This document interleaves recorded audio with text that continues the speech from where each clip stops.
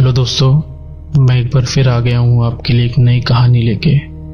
और जब ये कहानी खत्म होगी तब आपके मन में कई सारे सवाल रहेंगे, कई सारे डाउट रहेंगे जो आपको कहानी खत्म होने के बाद भी सोचने को मजबूर कर दे। चलिए शुरू करते हैं अपनी कहानी के साथ। ये कहानी शुरू होती है ऑस्ट्रेलिया से।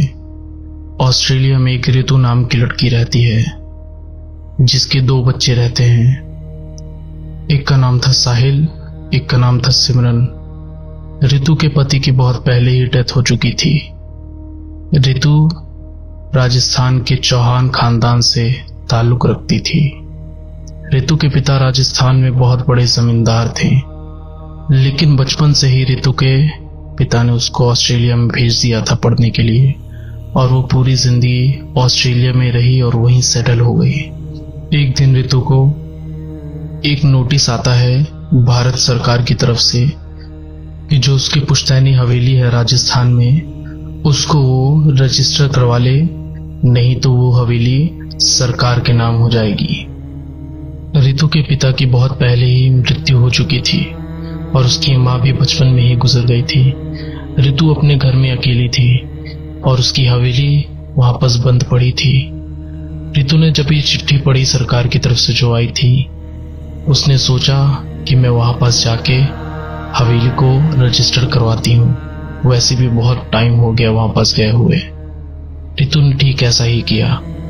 उसने अपनी टिकट करवाई और अपने दोनों बच्चों के साथ राजस्थान आ गई।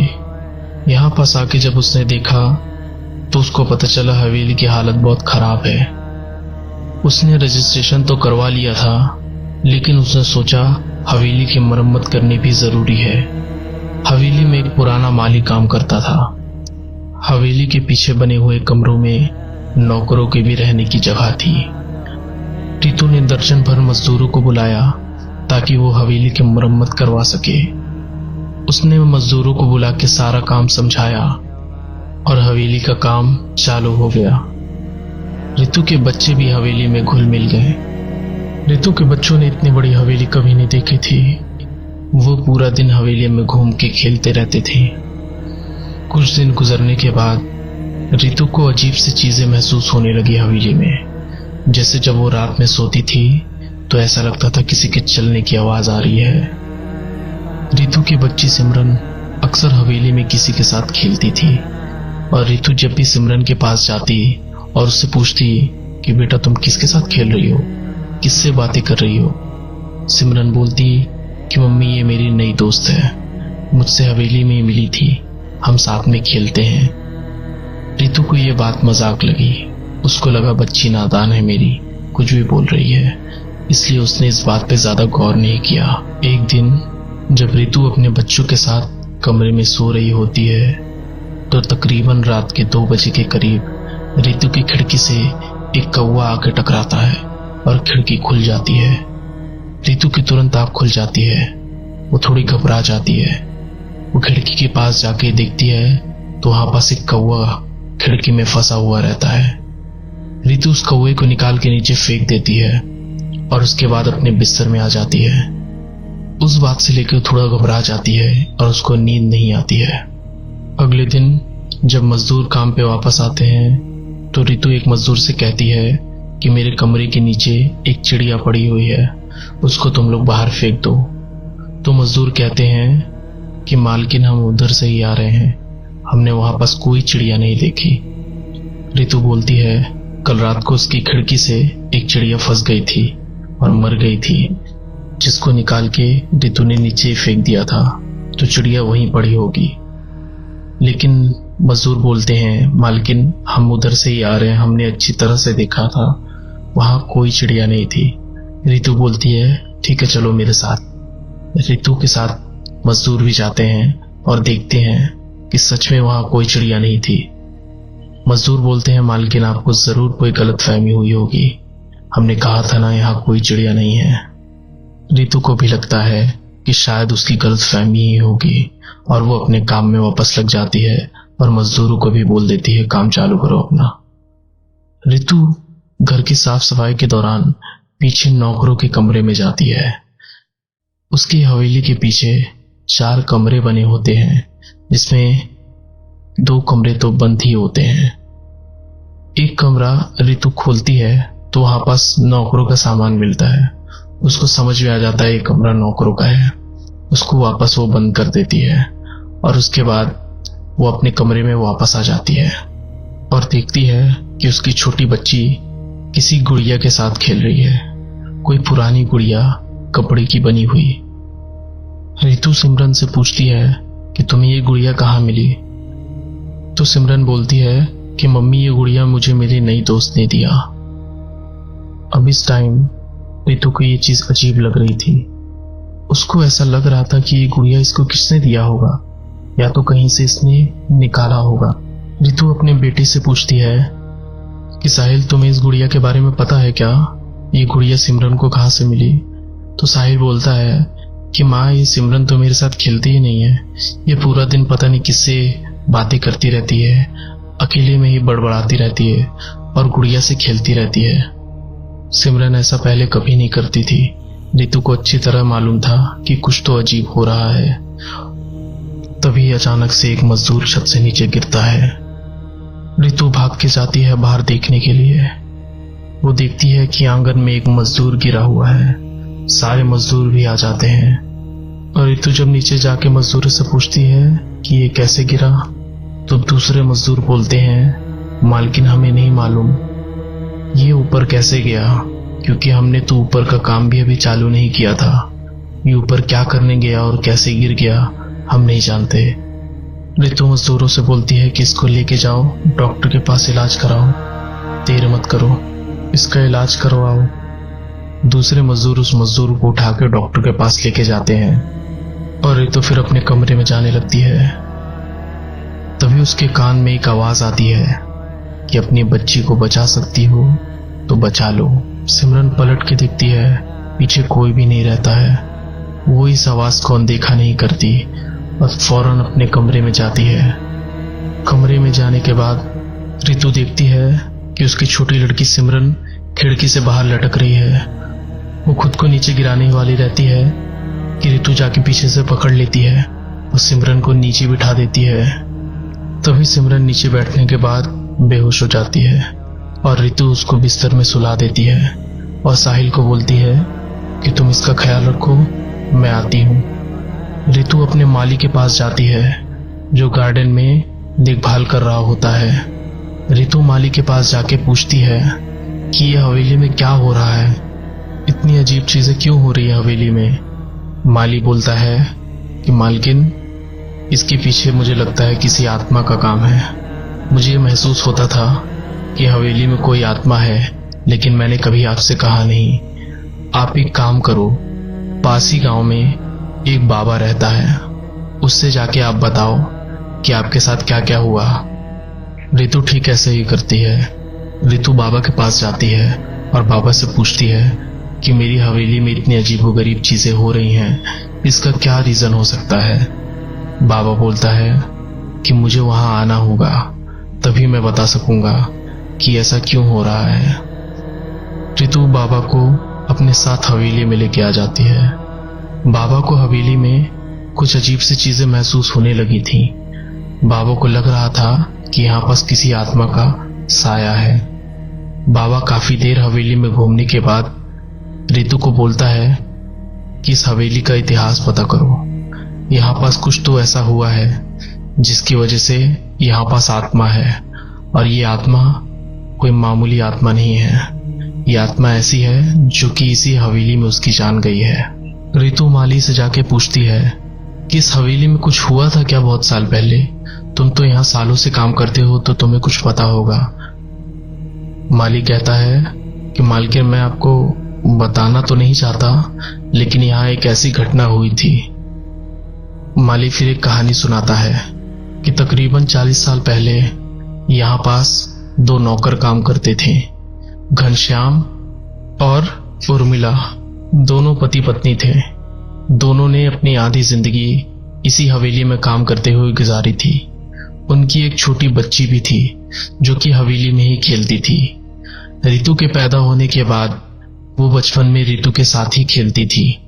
रितु और उस नौकरानी की लड़की साथ में ही बड़े हुए हैं। रितु और नौकरानी की लड़की अक्सर साथ में खेलते थे। रितु की मम्मी को यह पसंद नहीं था। एक दिन रितु की मम्मी के गहने चोरी हो गए, जिसका इल्जाम उसने नौकरानी की लड़की पे लगाया।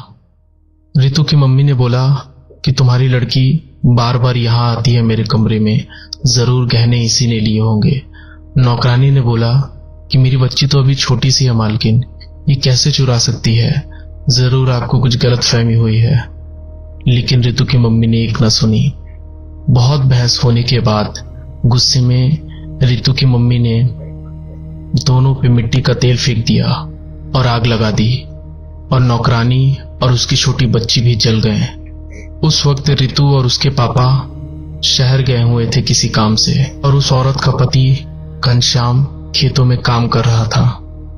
बाद में जब रितु के पापा को खबर पहुंची, वो दौड़े दौड़े आए अपनी हवेली में, और उन्होंने सारी चीजें जान के और रितु की मम्मी पे बहुत गुस्सा किए। लेकिन रितु और उसके पापा के आने से पहले ही नौकर घनश्याम को मालकिन बाहर निकाल चुकी हुई थी। गांव से उसका निकाला करा दिया गया था।